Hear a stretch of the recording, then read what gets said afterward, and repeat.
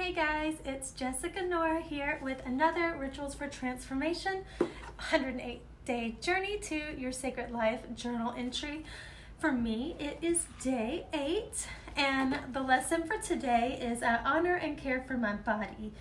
As usual, profound lesson, a lot of different insights that I didn't expect, so I'm really excited to share this one with you. But if you don't mind, if you're enjoying these, could you please like this video and subscribe so that you know when I put new ones out.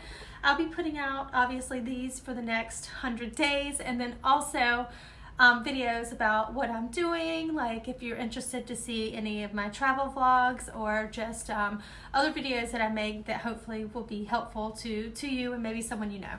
Anyway, so let's get into this one. A couple of things about this lesson that I want to talk about is obviously the title, which is I honor and care for my body, which is obviously a beautiful lesson to go through.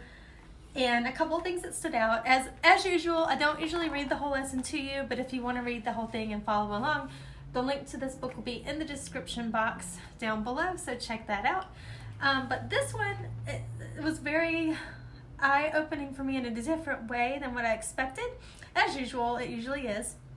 But in big bold print in the middle here, it says, can you lavish this body with the care the way you would your own child? And I don't know if you guys have been following along with me from the beginning, but in lesson 1 for me, actually had that realization in my PM meditation, because as I said before, this has an AM and a PM meditation, and I usually get totally different insights in the AM and the PM one. And what I usually do is I will write a comment with what I got out of the PM one after I post this video and pin it to the top. So if you go back and look at the first video in the series, I did talk a little bit about that, and I'll read this to you since it wasn't read in the first video. It was a comment, but I'll tell you what it came up for me.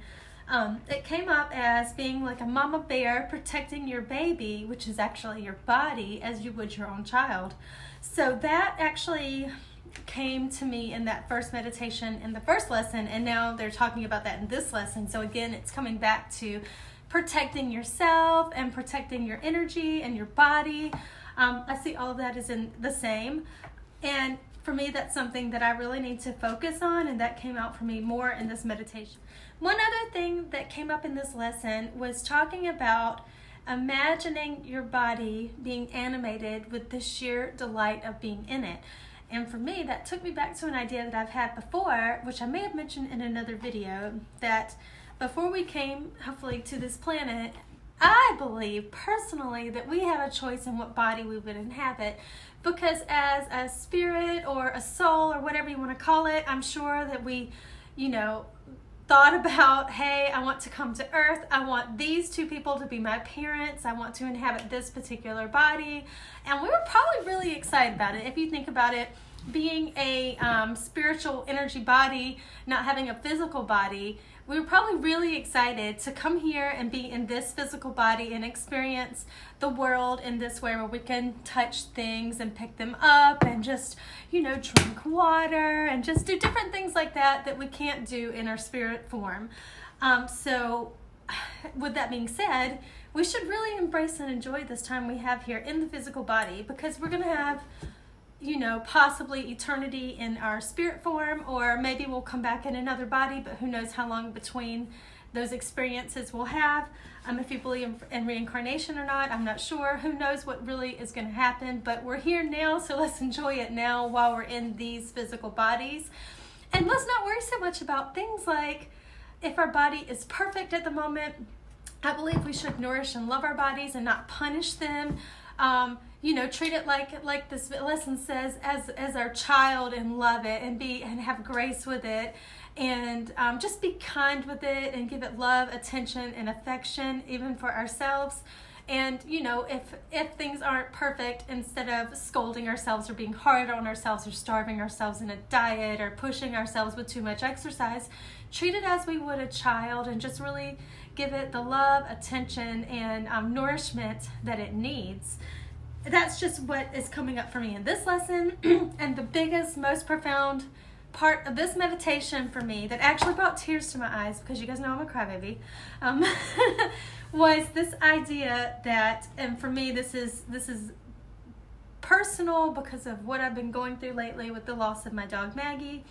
I've always been a caretaker for others. I love to care for other people. I love to care for animals. I love to just be that person who gives everything and cares for someone else. But in this lesson and in this meditation, it came to my mind that it's time for me to take care of myself and care about myself and protect myself. And maybe that might sound selfish. It feels selfish to me because I'm always the person looking to try to make others feel better and protect them. Like even animals on the side of the road, I'll stop and jump out of the car and try to protect them. I'm always that person who wants to help and protect and save and all these things for others. And I'm not saying I'm going to stop that, but I do need to turn that inward and focus it on myself more than I have been. And it's going to probably feel a little weird and a little awkward and a little bit selfish for me. I'm going to feel that I'm being selfish for doing that, but that's what came to me in this lesson, is it's time for me to care about myself. It's time for me to protect myself. It's time for me to put that love and attention and affection and care on myself in this physical body that I have now, as well as mentally in other ways that I'm sure will come up in the next lessons. But yeah, that was a big one for me. It brought tears to my eyes, and I was just realizing that, yeah, I do sometimes self-sacrifice in a way to care for others. And actually, this is off the topic a little bit, but it kind of relates because I just learned about this a couple of weeks ago in that Kundalini Yoga event that I did online, which was amazing, by the way. I also learned about these shadow planets, Ketu and Rahu. And anyway, long story short, I'm not an astrologist to tell you all the details, but I learned that I have sort of a connection to my past of being like a martyr, and I didn't believe it, and it was just sort of I'm like, oh, that's not me. I'm not a self-sacrificing martyr type person. But actually listening or doing this lesson and thinking about the fact that I always put others before myself makes me realize that in a way maybe I do have those qualities and I didn't even realize it. So wow, all these things are just coming together. Anyway, guys, that's it for me today. Always, every time I do these, I get something out of it, even if it's not what I expected. I'm just grateful for this book and grateful to have you guys follow along with me, because you're keeping me accountable and is helping me to keep going. So thank you for that. Thank you for following along.